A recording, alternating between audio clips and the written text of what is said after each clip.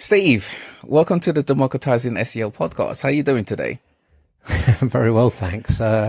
It's Monday. I'm back from an event in Germany on Friday. We had an event the week before, so it's kind of, getting back from events. But you probably know how that is, right? Yeah. It's one of those things, and also one of those days where it's so hot. You're based in Germany, right? I'm in London. Yeah, and in Bonn, Germany. It's warm here. Yeah, it's really, really humid here in London, but it's fine. I don't like to complain when the sun's out in London because we rarely get it. So just open the windows, get an additional fan, and I'll be okay. Thank you so much for your time today.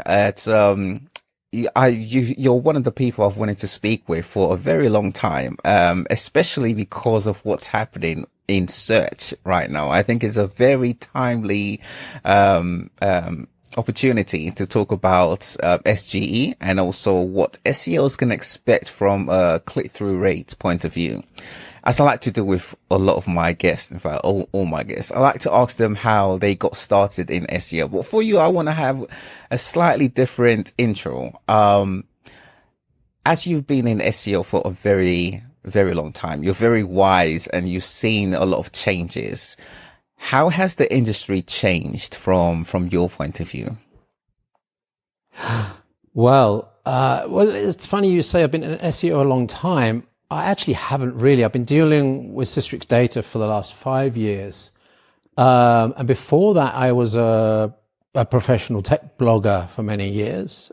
Before that, I designed networks. Before that, I actually started pre-web when we were doing things like sharing files via FTP and using Usenet.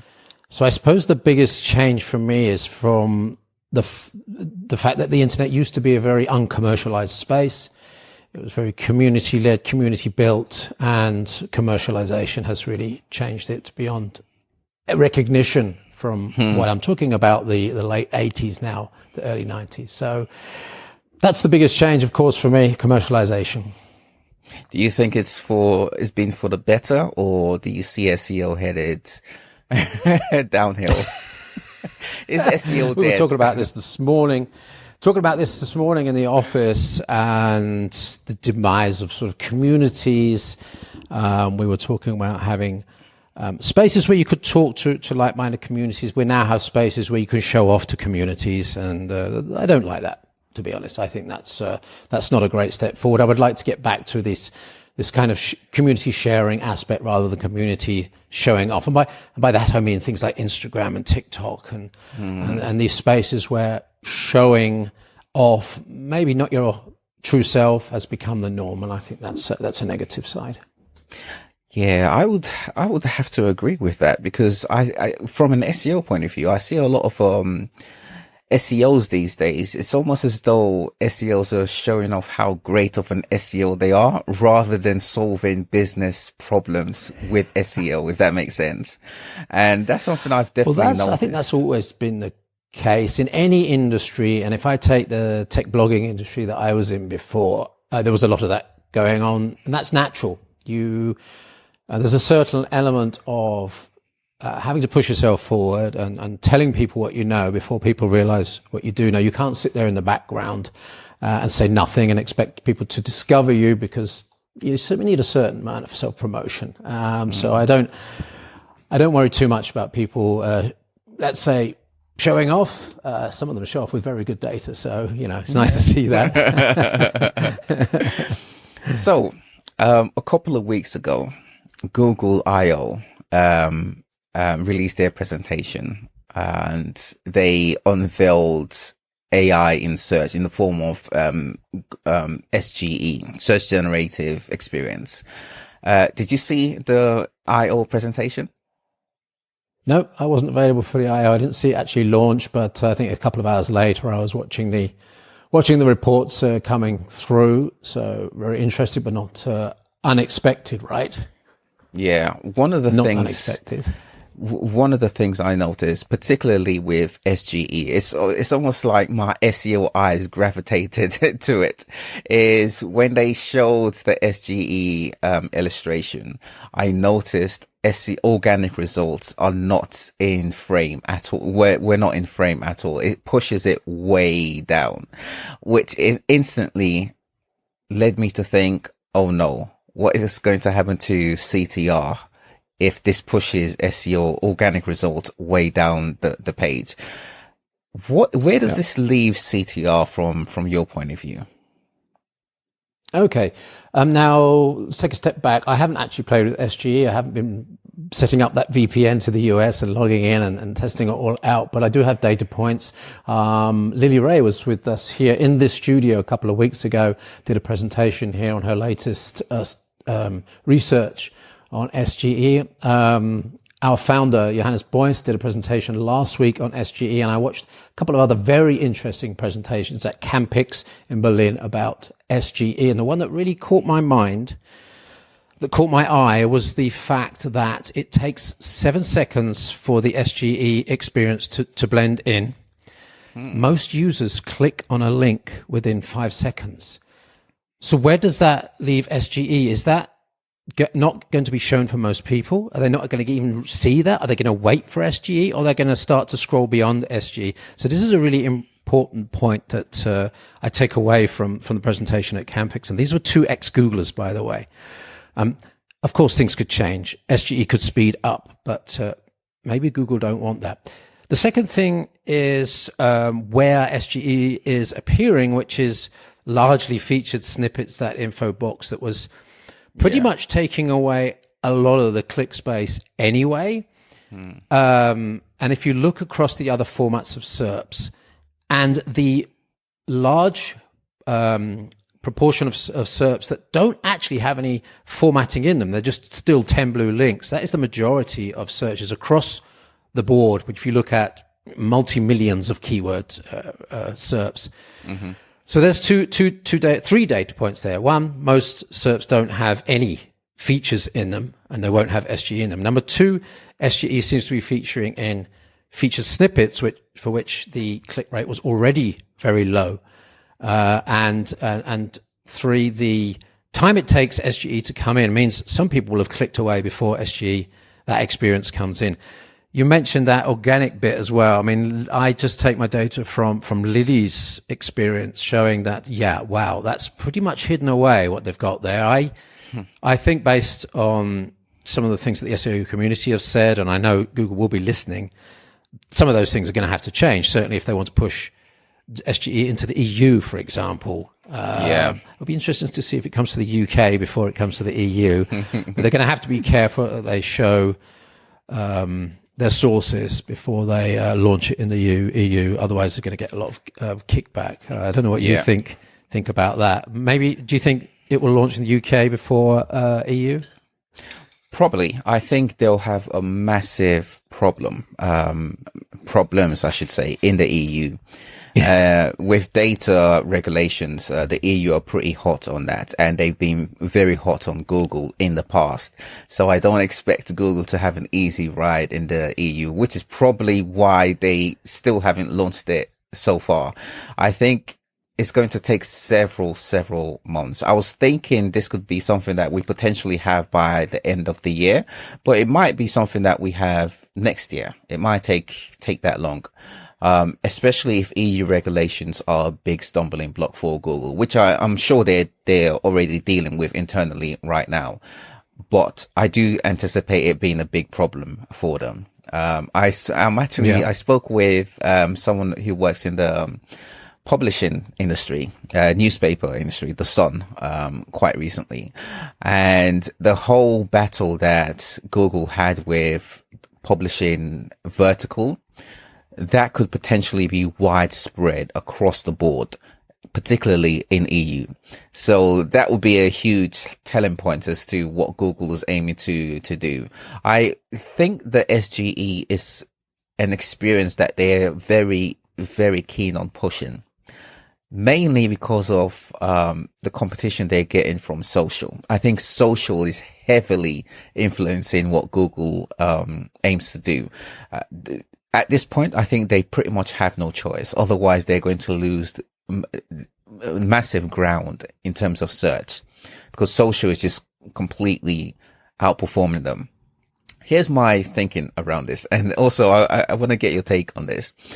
I think the way Google crawled and even discovered information is outdated. And the way social do it is the ideal approach. Google's always struggled with their whole social aspect of acquiring information from users. But at this point, they have to, in order to compete from a search point of view. Now, people, when they search on social platforms, they tend to do so from a brand-led point of view, right? So when they search for content creators, for example, think of, I don't know, Logan Paul, any of the Paul, either of the Paul brothers. It's a brand name. It's a content creator, i.e. a brand term, right? So they almost expect Google search to behave as social platforms do. And if Google are not able to provide them with that information, they'll tend to use Google search less and stick with the platforms that they're on. And with platforms like TikTok, TikTok are massively influencing people to search on the platforms. And I think the younger generation, particularly Gen Z and also what's the other generation? Gen Alpha, they will more than likely use the platform that they are on to search for information rather than going into Google.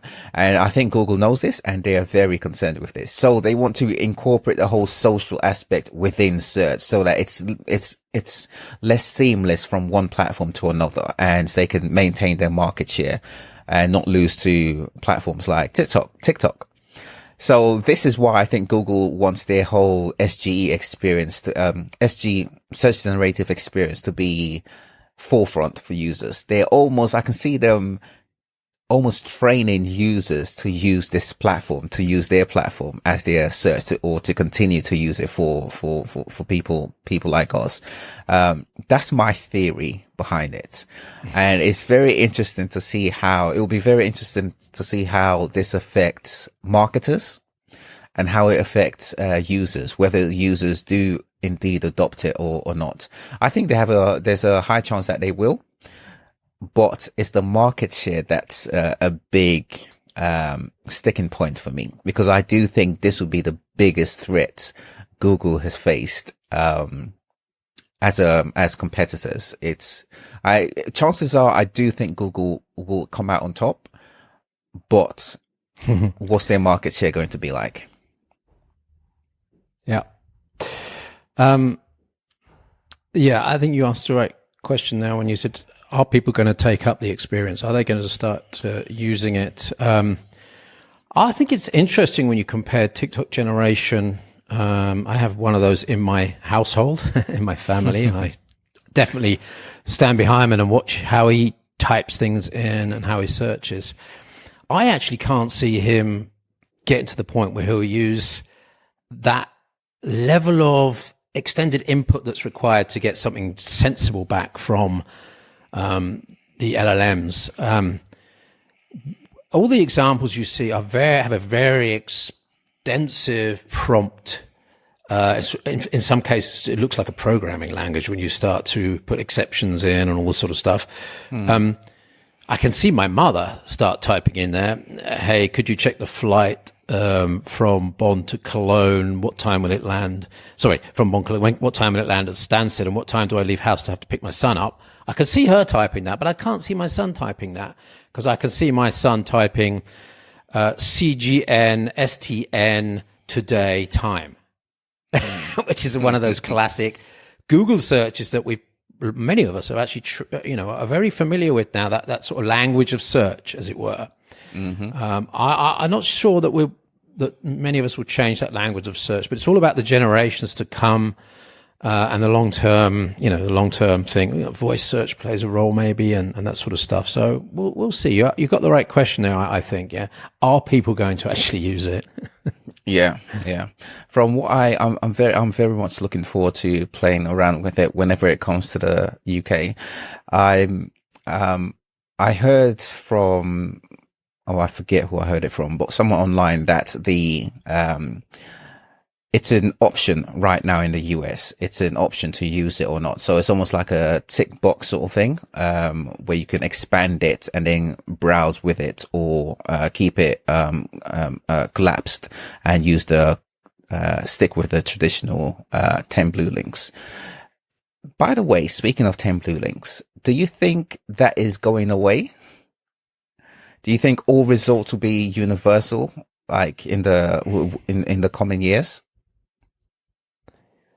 No, I don't think so. Purely because the majority of searches that are the majority of searches result in 10 blue links. We often think about, I think in the SEO world, we are slightly biased when we use our own examples. We'll use red shoes a lot, or we'll use, World Cup as examples. These are very serious, short, fat head keywords for which there are commercial opportunities. So yeah, naturally there's going to be features in there. There's going to be news in there. We're slightly biased in the examples we use. Most examples, and including the 20% of searches that have never ever occurred every single day, are going to result in 10 blue links, because Google doesn't really know what else to do with them. So yeah, I think 10 blue links are there. We've got, I haven't got the data in front of me, but Johanna's had a great presentation with some data last week, and I'll release that in English in the coming days. It shows the latest CTR figures. It shows where the real search volume is. We talked about the short fat head containing brands and searches for websites, which is basically brand search. We talked about the long tail, which, although it's very long and there are a lot of keywords there, the actual total search volume there is actually very small. And then we talked about this chunky middle, we call it, which is very significant, largely 10 blue links, not a lot of features in there, and really great for SEO work. And this is the area that we need to look at. Of course, if you're brand building, you're up in the short head space. If you're working on trending terms, you're up in the short head space. If you're working with news, you're up in the short head space as well. But the significant chunk, this chunky middle, as he calls it, is for the taking. I don't think that will change much. Do you reckon we're headed into a world where we could potentially see more than one, more sites in position one? What I mean by that is, let's say, okay, SGE, for me will be different to you, even if we search for the same exact term, right? So in theory, that will search. So in theory, number one will change, will have several inputs as to why it changes, which means we no longer have a set number one across the board. It's very much changes. Yeah, it's a really good question. Personalized search is extremely expensive. If you think about the CPU cycles it would take Google to do personalized search, it's infinitely more than, well, not infinitely, but 100 times more than it takes to take a cached search. If you start putting people's user ID in and then trying to instantly return search results within 100 milliseconds that's too expensive. Google would never be able to achieve that. And Google have stated that most searches aren't personalized. There is a personalized element. You start to use the local pack. Of course, there's a personalized element, but Google switches that in and out for certain searches. They've also said that AI is not personalized. And of course, that's an LLM. It's trained on fixed data. It's not trained on your data or my data or what I search for or what I say or anything like that. So I think the opportunity, or let's say the commercial barriers for that will be too high. It's just going to cost too much to do personal search.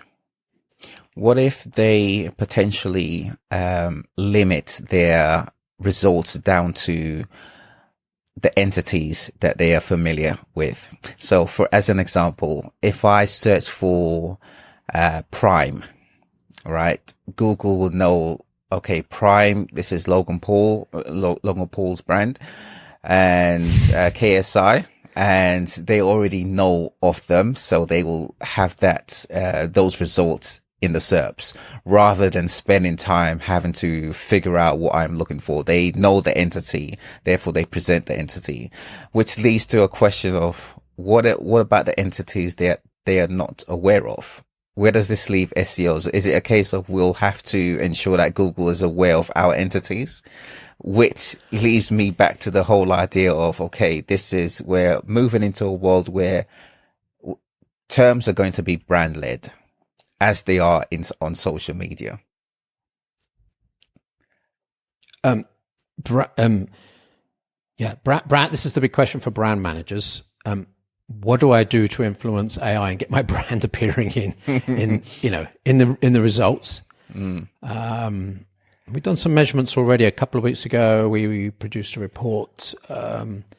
We put in 10,000 product types into ChatGPT and said, could you list us the top 10 products for skateboards, for hockey sticks, 10,000 different products. And then we got an idea of the brands that were coming out for those questions. And this sort of data is going to be really important for the brand managers, exactly what they want. And they're also going to want to know how to influence it. Of course, your example there is quite funny, because that Prime, I know about the Prime drink. It came up in our TrendWatch study last year. And as it came up, and still as it comes up, Prime for me is Amazon Prime and the Transformers. What's the Transformer that's Prime? Optimus Prime, right? Optimus Prime. Yeah. See? Yeah, that's what happens when you live with a teenager. So there's three entities there. Yeah. What would you do? Would you throw out a mixed entity search result? Would you base it on location? Prime energy drink is a Western world product, I think. I don't think it's in, for example, India. I don't think you would find it there. So yeah, interesting, but I don't think it's going to throw out results based on me. It might. No, I don't think it is going to throw out results based on me, even if it knows my age group, which could give them a good indication as to what brands to throw out as a result. But even then, like I said, to be able to, the CPU level, the cost, it's just too high to start putting all those variables in. Maybe the price will come down to the point where they can do it. Quantum computing is maybe one branch of computing that will help them, but I don't think so, to be honest, at the moment. We're 5 years away on anything like that, in my opinion. Personal opinion, not the opinion of SISTRIX. It's interesting. We're tracking everything. Yeah, my inclination is that this is something that they are aiming to have in place, whereas the results are pretty much based on the person. And I say that because I see them becoming less of a search engine and more of a recommendation engine. And to be a recommendation engine, similar to the way social platforms are a recommendation engine. And again, it's all based on my thinking that they are heavily influenced by social media and what users expect from social media. I would say the average user, non-SEO, probably even non-marketer, right?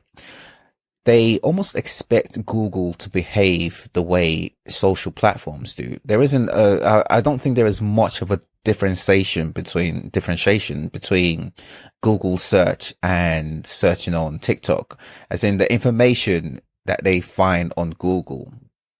They almost think it's Google's information. They don't see it as, okay, this is what Google is showing based on the thousands, millions of sites that they've crawled, right? They see it as, this is information from Google. And if this information from Google is incorrect, why am I continuing to use this search engine? Why am I using this recommendation from Google? I might as well use a different recommending engine.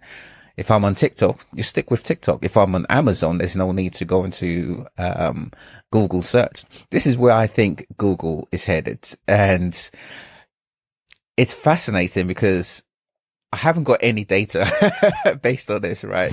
It's just me looking at the changes that they're making and thinking, why are they making these changes? And I'm putting it down to the threats that I think they're experiencing from potential users, future users, I should say. And actually, my thinking around this, I think it started at some point last year when I started playing around with TikTok. TikTok is mainly the platform that got me thinking about this, because it's changing everything. You know, a year or two ago, the whole rhetoric of TikTok being the fastest growing social media platform influenced me to start looking a bit closely into them. And one day I noticed they heavily recommending people to search for particular terms. And when I think to the way people search in the first place, right? You know, there is this linear search intent that all SEOs know, right? You start from informational, you get to transactional keywords, right? But if you break that down even more, fundamentally, there's got to be something that influences people to search. And one day I noticed it on TikTok that they actually promote certain things to search based on what you've looked for. So that stays in your mind, right? And if that is continuing to be on TikTok platforms, is there a need for Google search? Why leave the platform in the first place? Especially add to this the additional layer of users almost expecting results to be in video format. I think there's a second layer to this. I think even if, and we've got some data for this, even if search does start on TikTok, the research continues on Google. Now, and we know this because a lot of the trends that we see, and we produce a Trend Watch article, Nicole Scott's writes that every month. I'm going to plug it, sistrix.com/trends, to get onto the newsletter. She goes through a lot of the trends that come out of our data engineering department. And there's very often a link between something that's blown up on TikTok and then search volumes on Google, which to me says, something's happened, a trend has been created on TikTok, but the research or further information is happening on Google. Now, if you think of Google's, my video's just dropped out there. I don't know. Yeah. Let me just, I think the battery ran out. Probably. I can still hear you. Ran out of my camera. That's embarrassing. You can still hear me? I can still hear you, yeah. You can still hear me. All right. Well, we'll look at your face. It's much better than mine. Yeah, so that's it's almost like when you think of Google wanting to rearrange the world's information. I think of library, and I think that you do get triggered to go into a library and do research, or you get triggered to do research. So maybe TikTok is the trigger that makes us go to research and to go to Google and do more research to find out more information. That could be, a second layer that Google will absolutely benefit from. Not just they won't lose search volume on. They might gain search volume on that. I'm trying to switch my camera back on again. I think the battery might have run out, even though I've got it plugged into a USB port. That's just we could. I'm back again. I'm pretty sure it's going to go in a minute. You can put a fixed picture of me here. Take a picture of me going. I'll do that. I'll do that in post. Do you envision Google recommending a brand when they're not familiar with a brand, when they do not know of a brand the brand, I should say? Yeah, I think so. I think it takes a little while for Google to understand, and I think a very little while, because remember the sort of data that they get from the 10 blue links. They could probably, if there was a new brand launching now as we speak, through a TV campaign, I think within minutes, Google is starting to get enough data to work out that something's changed with that word. Because people will return to SERPs, they will extend their search to, I don't know, let's say the brand is EFA, and they will search EFA TV ad. And immediately Google, and then they've got enough data to start within minutes to work out, okay, oh shit, there's a website. We need to start, okay, let's change the SERP. I mean, this is the classic QDF process, query deserves freshness, and I'm sure Google has a lot of triggers for that. And I think we're only talking minutes or hours. If you think about breaking news, Google are very good at changing SERPs on breaking news. I think, yes, initially they will have a problem showing info for a new brand, but it won't take them long to find out the answer.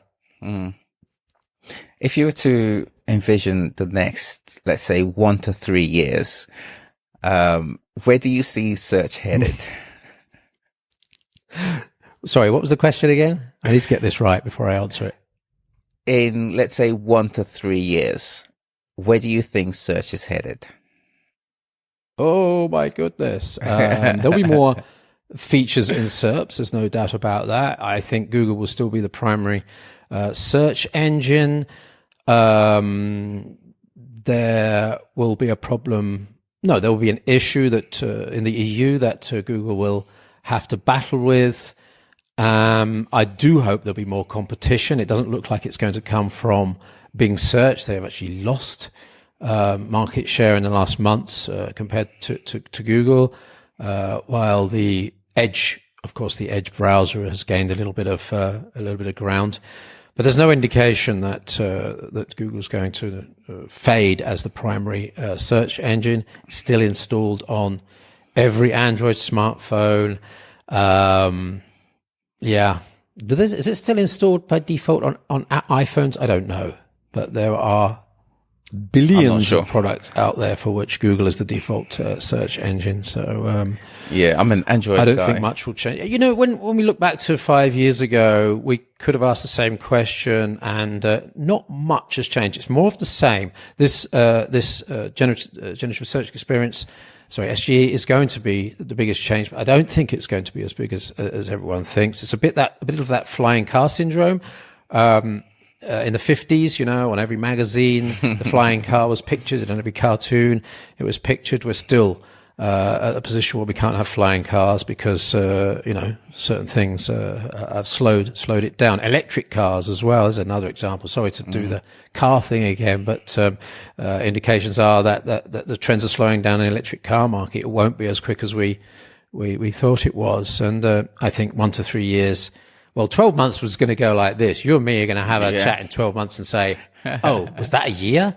I haven't even started the project I was talking about. And 3 years will go very quickly. So, I mean, 5 to 10 years, I have no idea, but I think 1 to 3 years, I think we'll see much of the same for a large majority of SERPs. Are there any upcoming changes, or should we say, projects from SISTRIX that you can share within that same time period, 1 to 3 years? We will work on measuring what comes out of AI. We've already looked at brands. We are working on another report right now. We've got one of our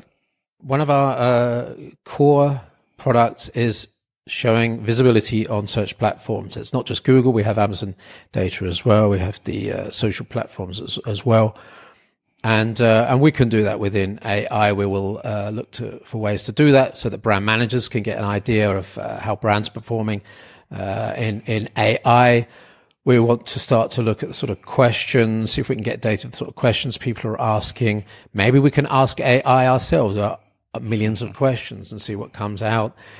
We will track the pixels, down to the pixels, of how SGE changes the SERP format.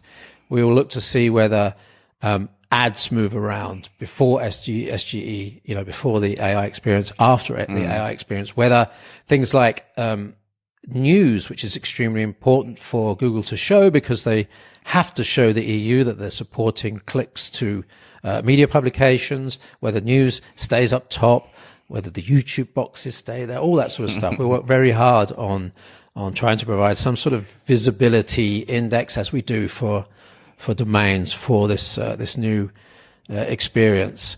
We've already got AI content assistant, but anyone can create an AI content assistant at the moment. There are hundreds out there already. We're going to start using our data to try and prime the content assistant. So when you ask for data on content on prime drink, we'll be able to go and collect the questions. We're going to collect the keywords with the right intent, maybe informational, maybe the do intent, and start to bundle those together, show you what Google thinks is related content, related SERPs, and then guide the prompt in the correct way. I think that's a big advantage that we can add to that process, the AI content writing process. So those are just two things that we're already looking at today. I don't know what's going to come around the corner, but I see that as a big challenge, at least for this year. For SEOs who are, let's say, a bit worried that rankings data will be no more once we have SGE released worldwide, what would you say to them? I've already mentioned it, this chunky middle, this area which is slightly out of the area of brand search and trend search and news search, is the area with as much search volume in total as the chunky head. The long tail, we know, we put 9, did we put 9 billion in there or 9 million? I think it was 9. Let's say it was 9 million. Anyway, we looked at 9 million keywords, and we know that the total volume for that long tail search is not that much. It's all in that middle bit, and that's where your opportunities are. And a lot of that has no features in the SERPs. There's nothing in there. It's all 10 blue links. So don't worry too much. As I said at the head of this interview, those three things about, the 5 second or the 7 second delay, the fact that it's going to be in SERP snippets are going to be that sort of area where featured snippets, are going to be the area where things are going to happen. And those SERPs are already losing CTR. We already have data for CTR for 2023. Yeah, such CTRs are going to go down across the board. Google will play around, especially in the US, as they always do. But there's mega opportunity out there. I just said mega. That sounded like a dad trying to be trendy there. There's loads of opportunity there. Yeah, I think overall search is going to expand, specifically SEO will expand. But I do think the expansion overall will be a good thing. I think it will lead to the expansion of SEO as a discipline. And I'm looking forward to the day where people use and regard SEO the way they do social media. With social media, everyone knows and uses social media, whereas SEO is still very much unknown to the average person, to the non-marketer. And I'm looking forward to when people treat it and use it almost to the same regard as social media.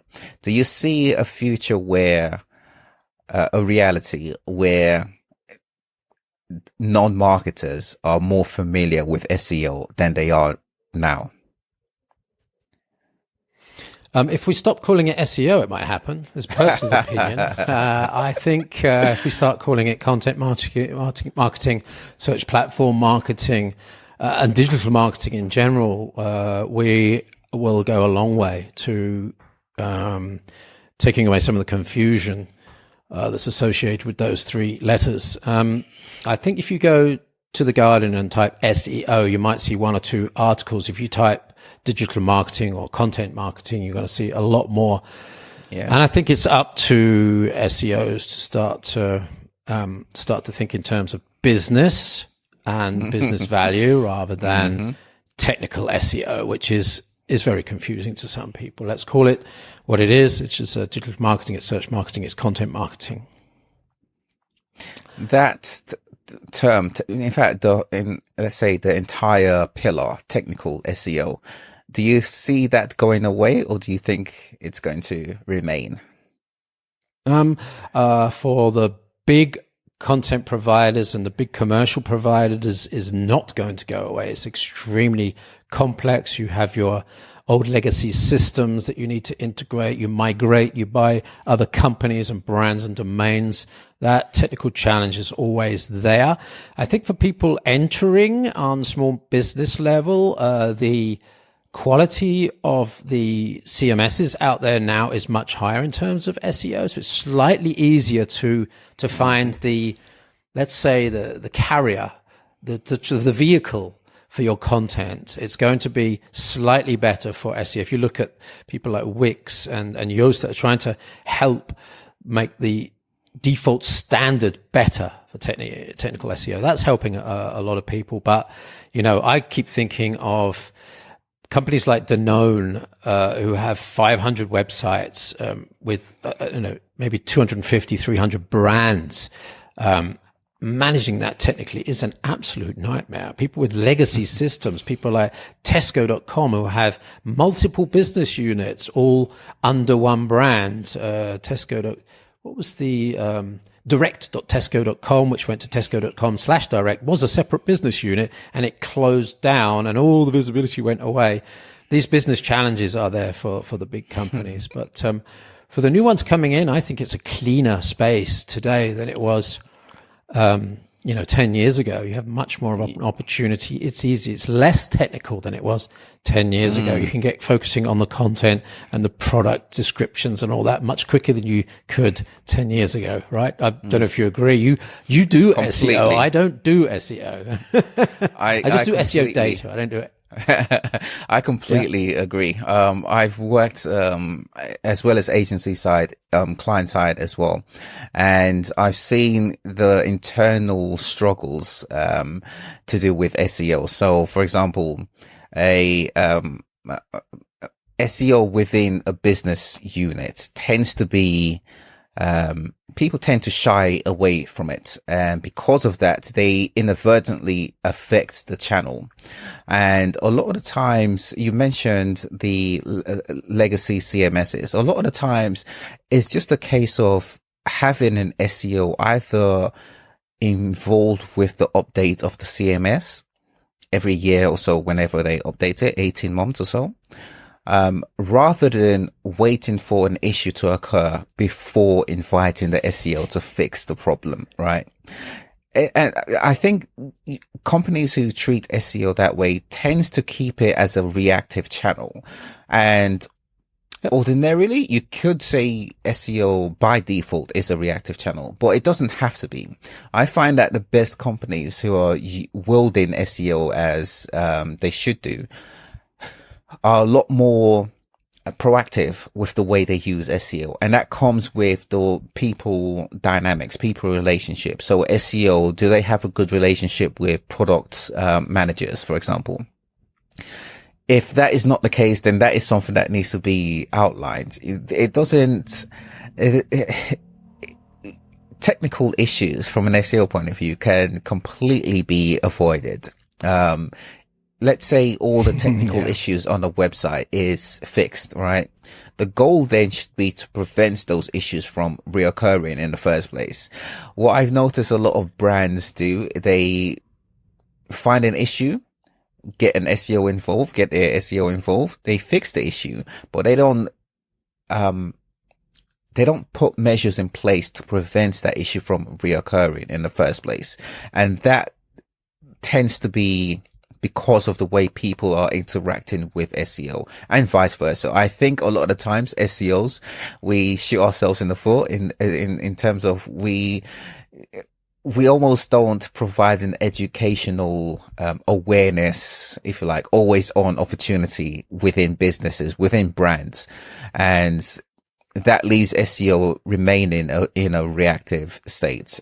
Have you come across a number of brands who you see that they're wielding SEO, but they just need to make little tweaks to the way they interact with on a people level? Well, we don't do any agency work here at SISTRIX. The only thing we work on is providing the data. So I have no SEO customers, as it were. So I have no examples there, but I can liken it to something that I've dealt with in the past, and that's internet security, data security. That was a very reactive space.